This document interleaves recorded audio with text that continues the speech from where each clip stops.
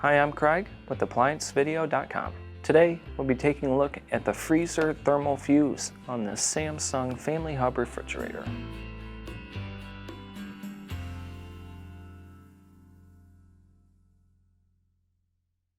Stop. Before beginning any repair, always be sure to disconnect the power to the appliance. It is also recommended to test the outlet for the proper voltage. Remember to also turn off the water.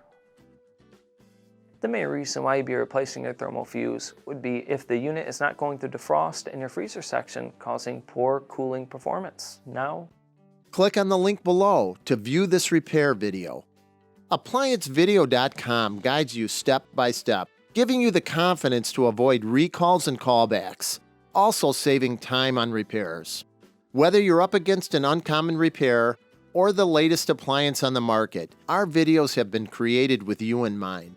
Our growing library of videos have been produced using our factory-certified technicians who have extensive infield experience over the past 30 years.